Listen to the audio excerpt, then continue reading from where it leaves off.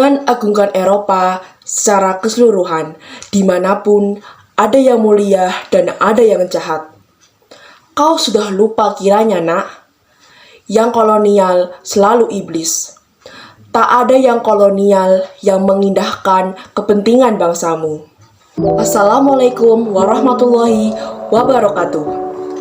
Hai semua, nama saya Anissa Artiko Maria, kelas 12 MIPA 2, no absen 7.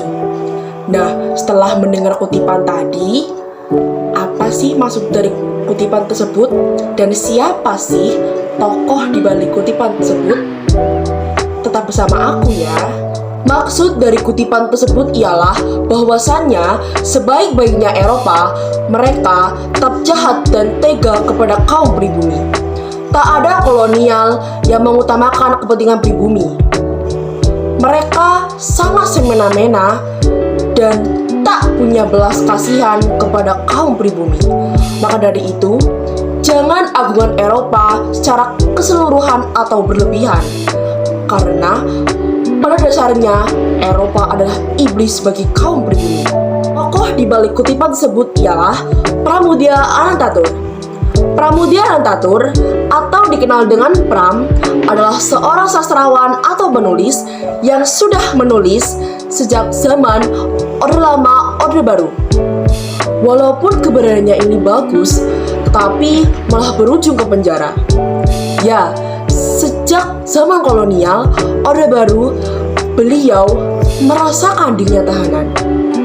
Beliau juga merasakan kerja paksa di Pulau Buru selama 10 tahun. Tetapi dari penjara ke penjara, beliau malah menghasilkan karya yang bermutu dan menginspirasi. Di antaranya, Tetralogi Pulau Buru yang terdiri dari Bumi Manusia, Anak Semua Bangsa, Jejak Langkah, dan Rumah Kaca. Roman kedua tetralogi Pulau Buru inilah yang akan saya ceritakan kembali, yaitu Anak Semua Bangsa karya Pramudia Anantatur. Dalam novel ini terdapat 547 halaman dan diterbitkan oleh Lentera Dipantara. Pram pada novel kedua ini tetap menyuguhkan drama kehidupan, namun tidak lagi tentang Minke sendiri. Minke di sini hanya sebagai lensa untuk mengarahkan kakinya.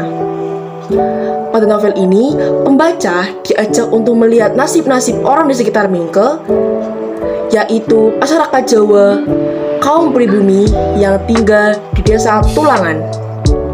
Lewat tokoh-tokoh baru, tokoh utama dapat mengenal sama pribuminya, kehidupan mereka di sana, dan juga dapat mengartikan arti sebuah sepatu yang lebih menakutkan dari sebilah pedang yang tajam.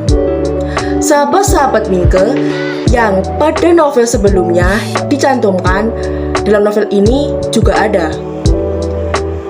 Contohnya Jin Marais, yaitu seorang penulis yang pertama kali mengangkat topik menulis dengan bahasa Melayu supaya orang-orang percaya dengan pemikiran Minke. Karena pada saat itu orang-orang menyerang Minke karena Minke dianggap tidak menganggap bangsanya sendiri. Ditambah lagi persetujuan dari Kommer tentang hal yang sama yang mengantarkan Minke dalam perenungan yang panjang. Nah, gimana sih cerita yang lebih detailnya?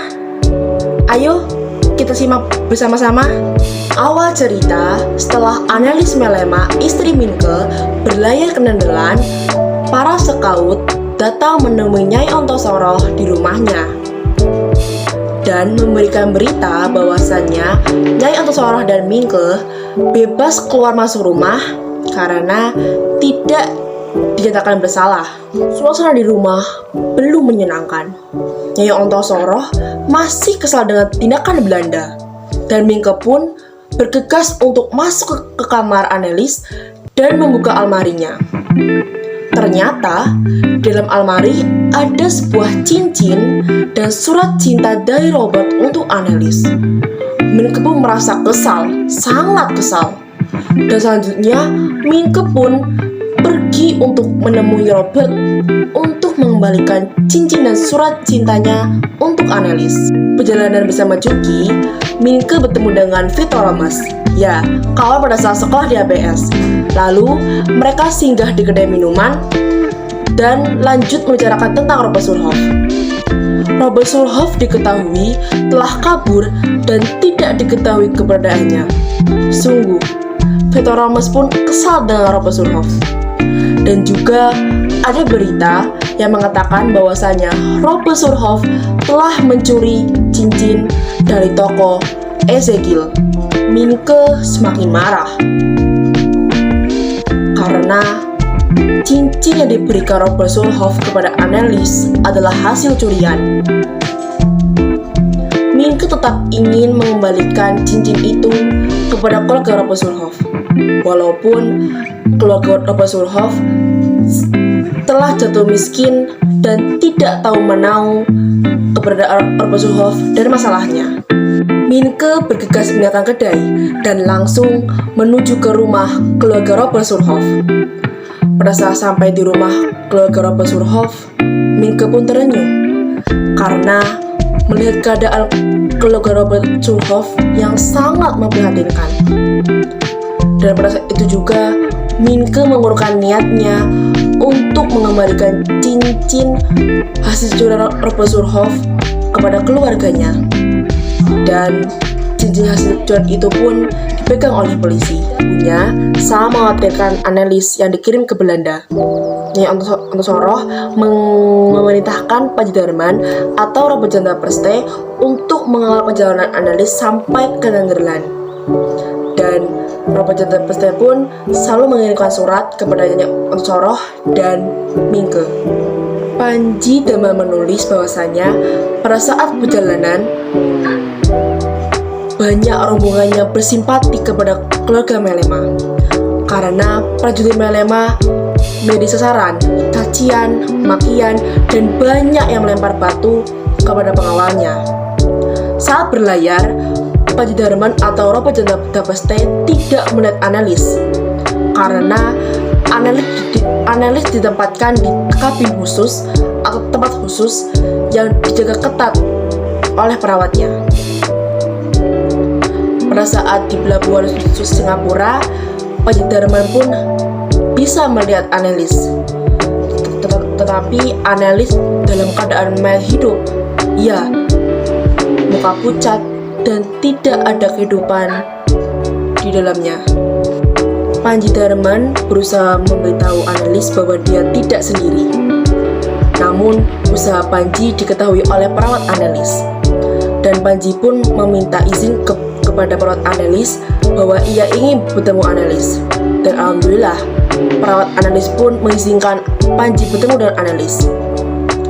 Sedikit demi sedikit pun tugas perawat untuk merawat Annelies digantikan oleh Panji Darman atau Robert Janda Preste.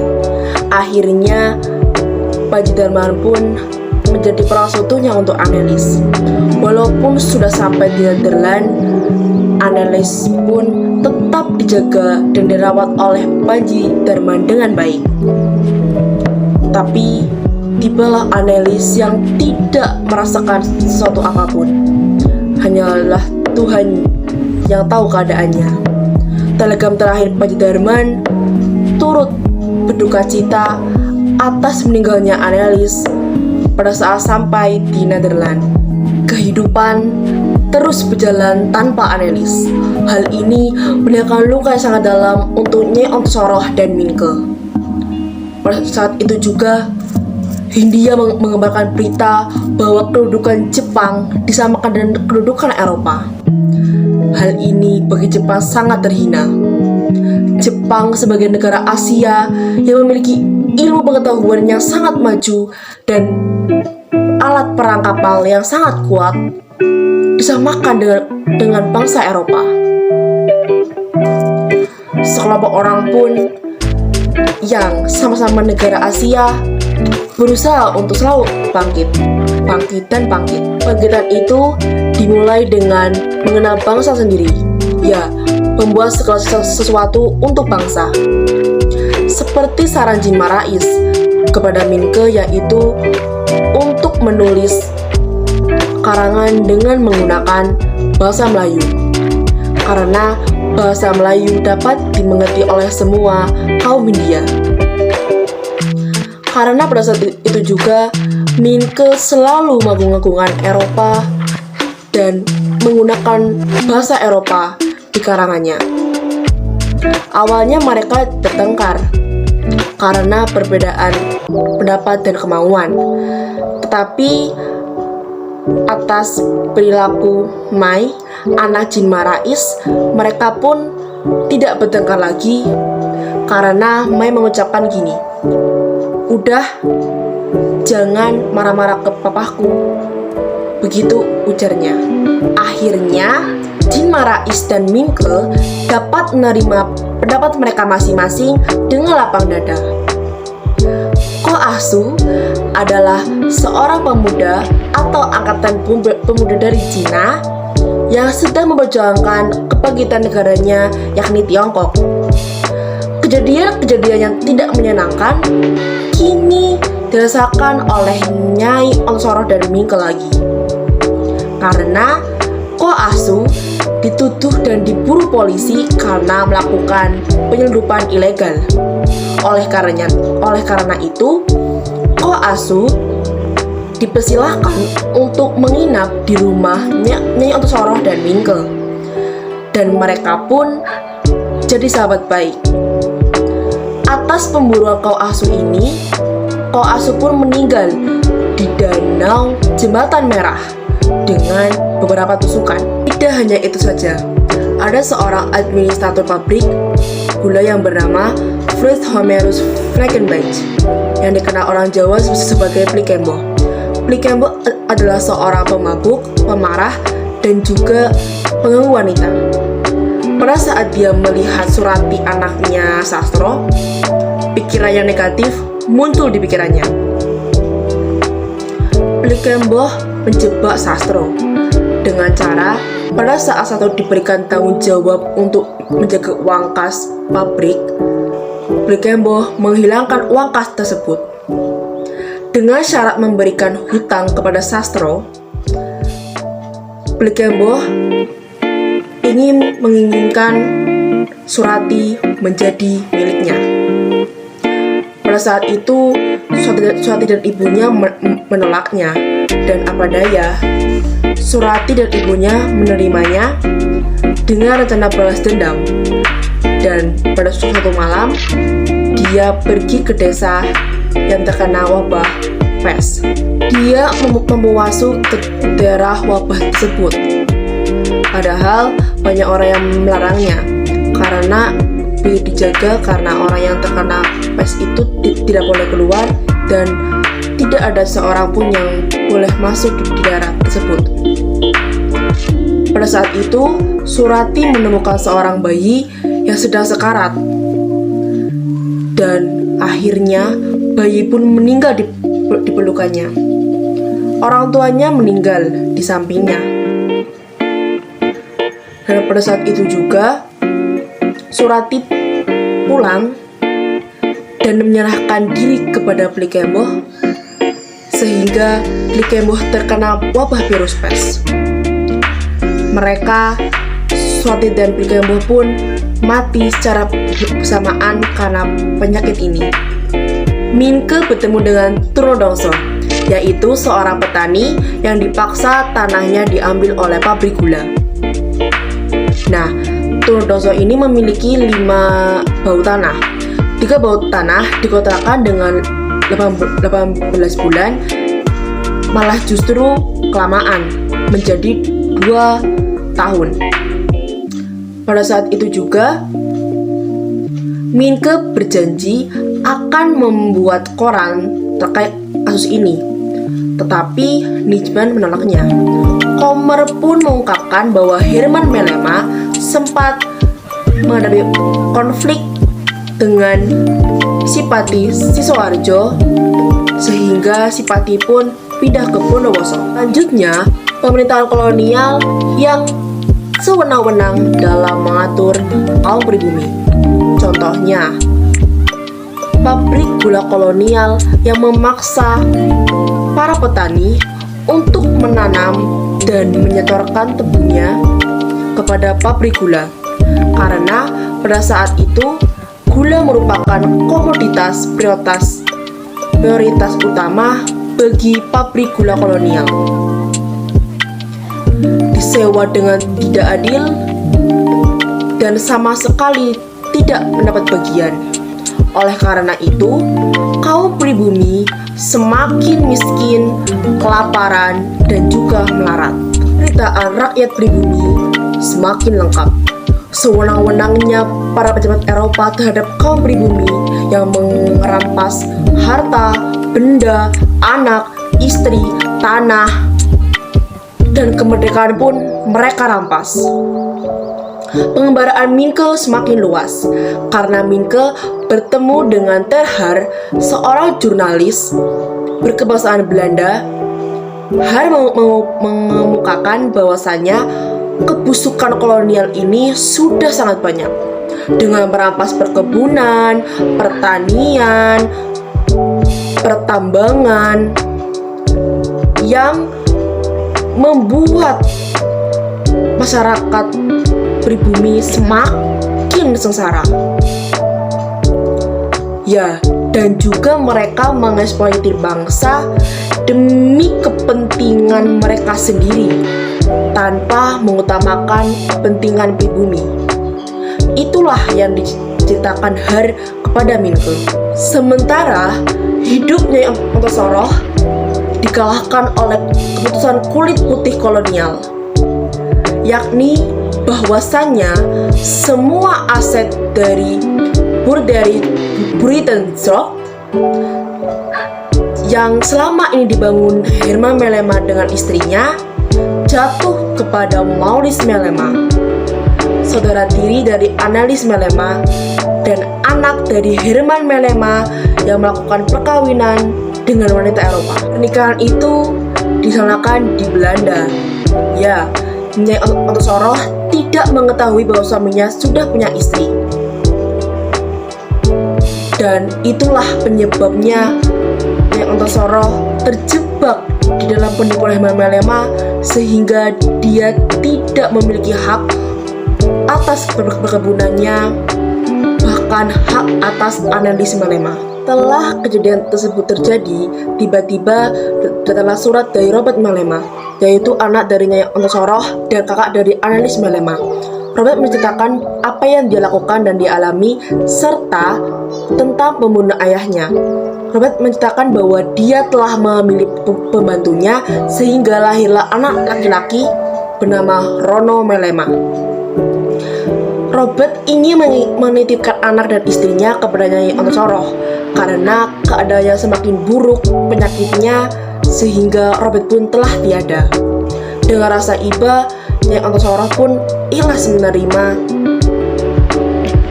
cucunya Rono Melema, istri dari Robert, Minem dan Ibu Minem dalam kehidupannya. Saat itu datang Akotandovic untuk mengajak Minem bertemu dengan Romain Debris. Minem pun menyetujuinya dan malah menitipkan anaknya Rono Melema kepada Nyai Ontosoroh.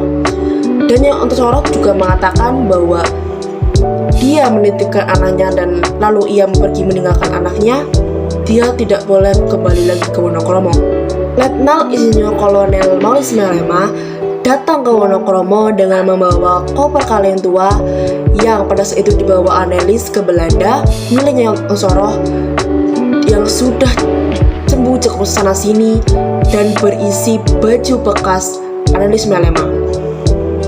Dia juga sekaligus mengambil alih harta di Wonokromo yang sudah dibangun oleh Herman Melema. Minke menyambut kedatangan Maurice Melema dengan pandangan pembunuh atas meninggalnya Annelies Melema. Sebelumnya tidak ada warga yang tahu tentang meninggalnya Annelies, termasuk Mai Saroh, anak dari Jin Marais, yang sangat histeris mendengar berita tersebut dan sangat marah terhadap Maurice Melema.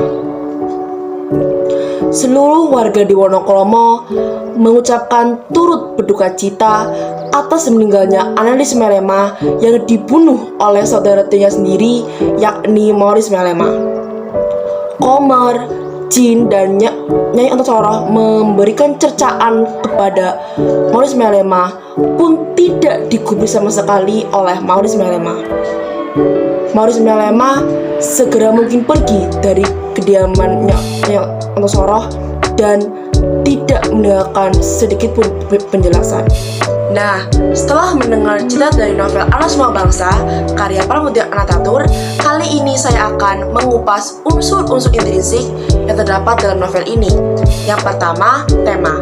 Tema dalam novel Anak Semua Bangsa karya Pramudia Anantatur berisikan tema sosial, budaya, dan politik, yang bahwasanya kehidupan Jawa saling berhubungan dengan kehidupan Belanda. Tokoh utama Minke saling berinteraksi dengan kaum Belanda. Dalam kehidupannya di Belanda, Minke berusaha memperjuangkan hak-hak pribumi yang tidak lepas dari unsur politik dan unsur ekonomi. Kedua, yakni penokohan.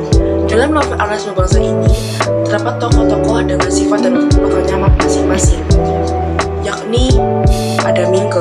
Minke di sini adalah seorang yang pintar, yang awalnya tidak mau membuat tulisan dengan bahasa pribumi, yakni bahasa Melayu. Dia selalu menggunakan Eropa dengan menggunakan bahasa Eropa dalam tulisannya. Ketika melihat penderitaan rakyat di bumi, dan Minke pun sadar, dia pun mau membuat tulisan dengan bahasa Melayu atau bahasa pribumi. Dalam novel ini juga dipengaruhi oleh pertentangan antara Minke, Nyai Antasoroh, dan Insinyur Maurice Melema. Selain Minke, ada Nyai Antasoroh, ya, menantu Minke. Dan yang kedua ada Annelies Melema sebagai istri Minke. Yang ketiga ada Robert Melema sebagai kakak laki-laki dari Annelies Melema. Yang keempat ada Maurice Melema yang adalah saudara tiri dari Annelies Melema. Yang kelima ada Jean Marais sebagai seorang penulis hebat yang pertama kali mencetuskan tulisan dengan bahasa Melayu. Yang keenam, yakni Ten Haar, adalah seorang jurnalis berbahasa Belanda yang mengemukakan kebusukan-kebusukan kolonial terhadap kaum pribumi kepada Minke. Yang ketujuh, ada Panji Darman atau Robert Jan Tapeste, yakni pesuruhnya Antasoroh yang nurut dan ramah.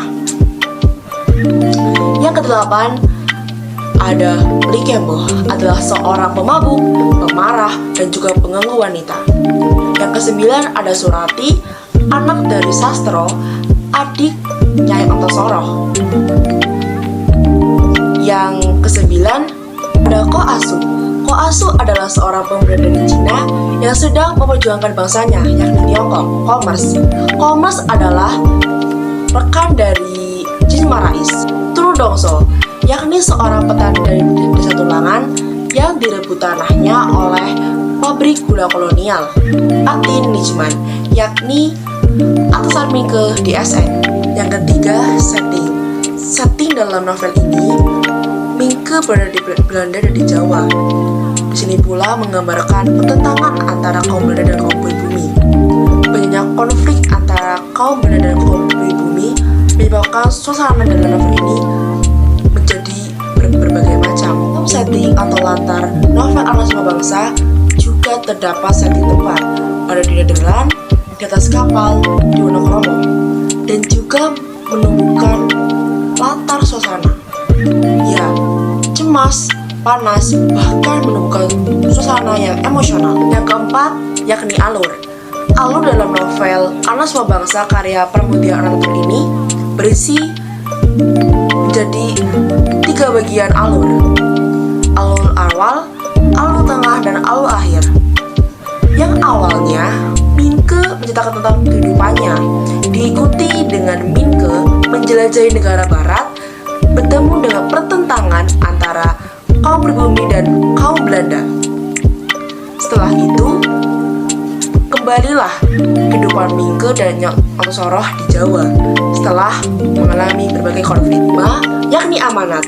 Amanat yang terkandung dalam novel Anak Semua Bangsa ini ialah 1. kita harus memanusiakan sesama manusia, terlepas dari warna kulit, ras, suku, dan lain sebagainya. Yang kedua, janganlah kita menjadi orang yang sombong dan suka merendahkan orang lain.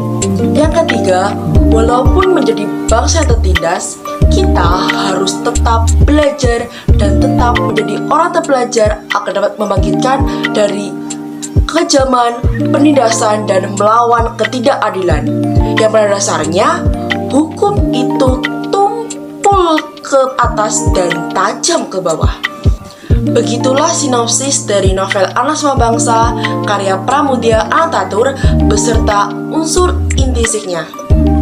Sebelum saya akhiri cerita pada kesempatan kali ini, izinkan saya membawa sebuah pantun. Di kota Berlin banyak melati. Melati putih buat seremoni. Semua audiens yang saya hormati, terima kasih telah menyimak cerita ini. Sekian, wassalamualaikum warahmatullahi wabarakatuh.